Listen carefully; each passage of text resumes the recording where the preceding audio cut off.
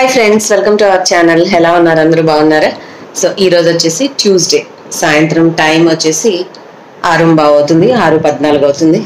So ఈరోజు morning నుంచి నేనైతే చాలా పీస్ఫుల్గా కూల్గా కూర్చున్నాను. ఎందుకంటే మా హస్బెండ్కి ఇవాళ లీవ్ కాబట్టి నేనేమి అడిషనల్ ఎక్స్ట్రా వర్క్స్ ఏం చేయలేదు.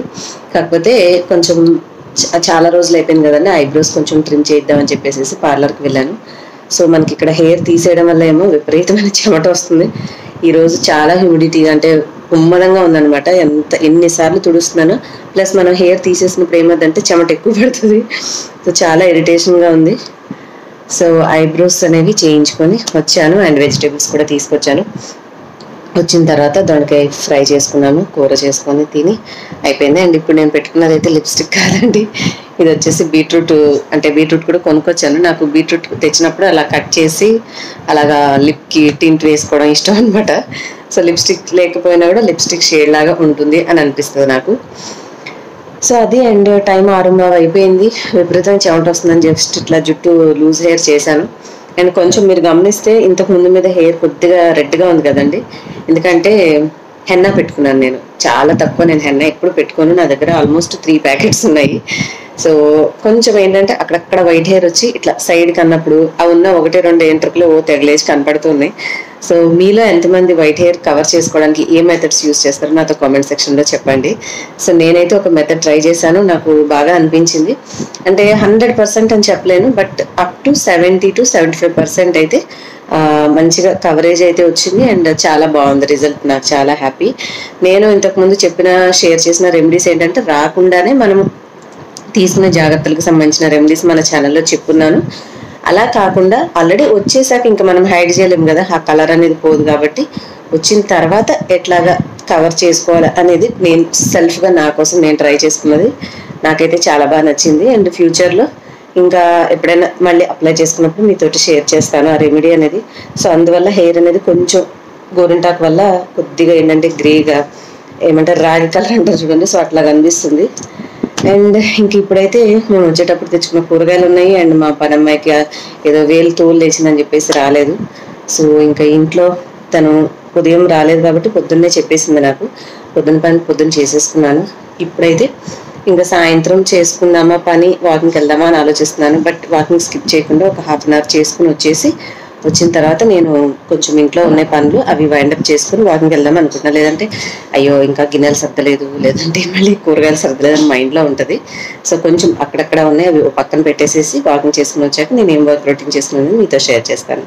ఓకేనండి. మీరైతే గ్రే హెయిర్ కవర్ చేయడానికి ఏం యూజ్ చేస్తారు, ఏ మెథడ్ యూజ్ చేస్తారు, ఒకవేళ ఏదైనా ప్రోడక్ట్ యూజ్ చేస్తే దాని పేరు నాకు తప్పకుండా కామెంట్ సెక్షన్లో చెప్పడం మర్చిపోకండి. అంటే ఒక్కొక్కరు ఒక్కొక్క పద్ధతి ఫాలో అవుతుంటారు కదా. సో మీ యొక్క విధానం నాకు తెలిస్తే, నాకు అది ఏదైనా యూస్ఫుల్ అనిపిస్తే నేను ట్రై చేస్తాను. లేదంటే మన సబ్స్క్రైబర్స్ అందరికీ కూడా కొంచెం మీరు మంచి యూస్ఫుల్ సజెషన్ ఇచ్చిన వాళ్ళు అవుతారు. సో అంతే. ఇంక నేనైతే వాకింగ్ చేసి వచ్చాక చేసుకున్న రొటీన్ మీతో షేర్ చేస్తాను. మళ్ళీ కలుస్తాను. బాయ్.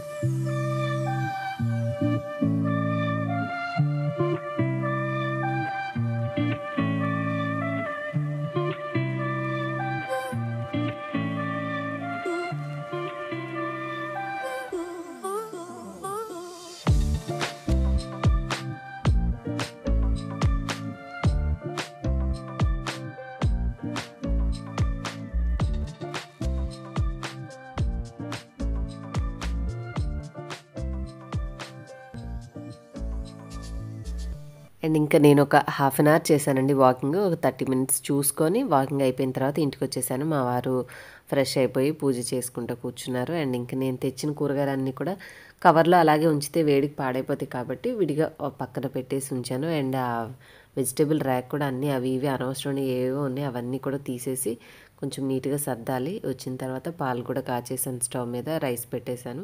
ఇంకా అయిపోయిన తర్వాత ఈ కొనేటప్పుడు బాగానే ఉంటుంది కానీ డబ్బులు పెట్టి వాటిని మళ్ళీ ఇంటికి వచ్చిన తర్వాత సెగ్రిగేట్ చేసి పెట్టేవాళ్ళు ఉంటే ఎంత బాగుండో అనిపిస్తుంది. కానీ మళ్ళీ వాటిని మనమే అన్నీ జాగ్రత్తగా చేసి పెట్టుకోవాలి కదా. సో ఆ పని చేద్దామని చెప్పేసి జస్ట్ ఇప్పుడే కూర్చున్నాను.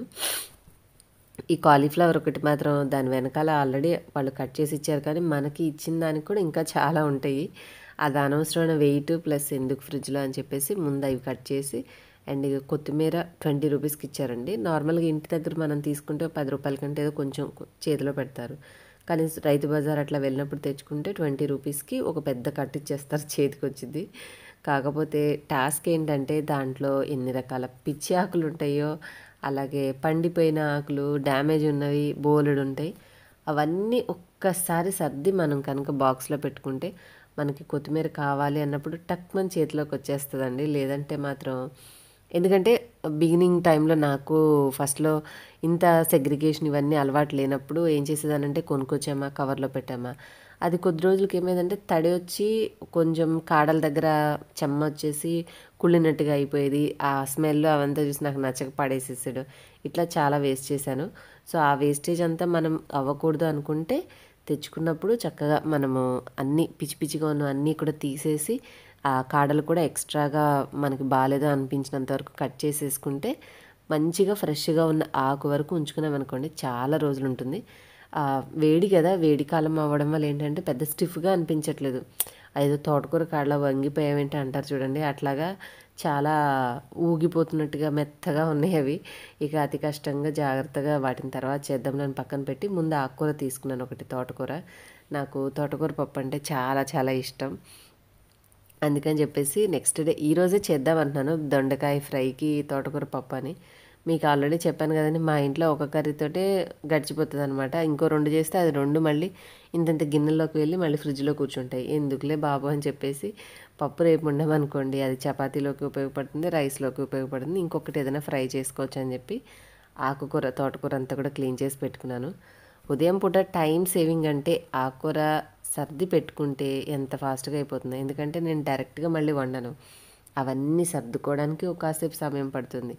మళ్ళీ వాటిని ఉప్పు నీళ్ళలో వేసి కాసేపు నానబెడతాను. ఆ తర్వాత మళ్ళీ 2-3 సార్లు వాష్ చేయడము. ఇలా నేను చేసి కొంచెం పప్పుకి చాలా తతంగం చేస్తానమాట. నాకు అనిపిస్తూ ఉంటుంది ఇంత చేస్తారా అందరూ, గబగబా ఇలా కడిగేస్తే అట్లా కోసేసి ఇట్లా వండేసినట్టు కనిపిస్తుంది అని ఉంటుంది. కానీ మనకు ఒక పద్ధతి అలవాటు అయ్యాక కాంప్రమైజ్ అవ్వలేం కదండి.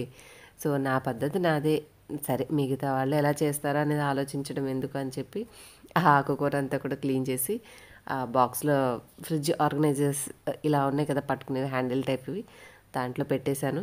ఇంకా తర్వాత కొత్తిమీర మీద పెట్టాను అనమాట. సో అవి పల్చగా అలా జడలో చిక్కుపడిపోయింది అంటాను చూడండి, ఆ రేంజ్లో అతుక్కుపోయి ఉన్నాయి. ఆల్మోస్ట్ ఒక 1.5-2 గంటలో పట్టిందండి. అంతసేపు కూర్చొని ఈ కొత్తిమీర పుదీనా 2 చేశానులేండి, ఓన్లీ కొత్తిమీరకే కాదు. చూసారు కదా ఎంత ఫ్రెష్గా నీట్గా ఉందో.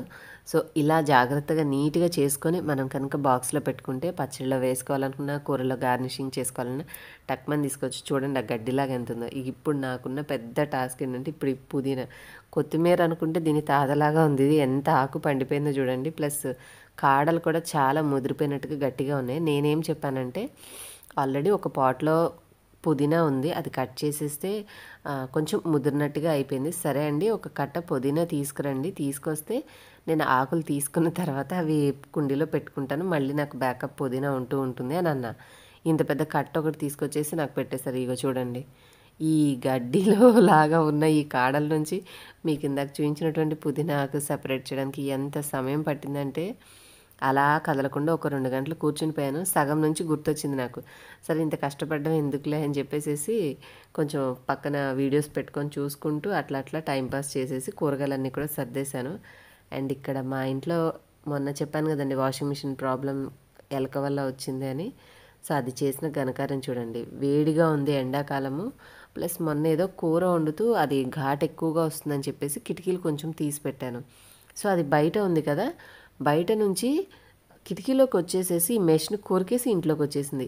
అది ఇంట్లోకి వచ్చిందా రాలేదా అంటే మొన్న ఒకరోజు నేను పని చేసుకుంటుంటే కిరికిరికిరి అని సౌండ్ వస్తుంది. ఏందా నాకు భయం వేసింది. తీరా వస్తే ఇప్పుడు అర్థమైంది, ఈ ఎలక వచ్చేసింది. అది నేను కిచెన్లోకి రాగానే పరిగెట్టుకుంటే సిలిండర్ వైపు వెళ్ళిపోయింది. సో ఇప్పుడు ఆ ఎలక పని పెట్టాలి, నేను సంథింగ్ ఏదైనా చేయాలి. అండ్ ఈ పుదీనా కాడలన్నీ కూడా ఇప్పుడు నీళ్ళలో పెట్టేసి ఉంచేసాను. కిచెన్ కూడా చూసారు కదా, నీట్గా చెత్త చెదారం అంతా తీసేసి బయట పెట్టేసి చక్కగా కిచెన్ ఊడ్చేసాను, స్టవ్ తుడిచేసి కౌంటర్ కూడా క్లీన్ చేసి గిన్నెలన్నీ బయట పెట్టేశాను. అండ్ ఇది మాత్రం పెట్టలేదు, అన్నిటితో పాటు పెట్టి ఇది పగిలిపోద్దని నేనే సింక్లో కడిగేసుకున్నాను. మేసన్ జార్ ఏదో అంటాం కదా, జ్యూస్ చేసుకుని అందులో వేసుకున్నాను. ఇంకా పాలు తోడేసేసి అయిపోయిందండి. సో ఆ ఆకుకూర పని ఒక్కటే చాలా పెద్దగా ఉంటుంది, ఎందుకంటే చేసేవాళ్ళకి తెలుసులేండి, చెప్పేది ఏముంది, మీరు కూడా చేస్తూనే ఉంటారు కదా. సో నా వర్క్ అయిపోయిన తర్వాత కూర్చొని చూపిస్తున్నాను. సో ఒక క్యాప్సికము, ఒక క్యాబేజీ, కాలీఫ్లవరు, బీట్రూటు, క్యారెట్, దోసకాయ, బజ్జీ మిర్చి కూడా తీసుకొచ్చాను. ఒకరోజు ఈవినింగ్ స్నాక్స్ పచ్చిమిర్చి బజ్జీ తిందాము, చాలా రోజులైందని చెప్పి సూపర్ మార్కెట్లో కనపడితే తీసుకొచ్చుకున్నాను. సో అదేనండి ఇవాల్టి సింపుల్ వ్లాగ్. నేను నెక్స్ట్ ఆ స్నాక్స్ చేసినప్పుడు కూడా తప్పకుండా మీకు షేర్ చేస్తాను. వీడియో నచ్చితే లైక్ చేయండి, షేర్ చేయండి. నెక్స్ట్ వీడియోలో కలుస్తాను. బాయ్.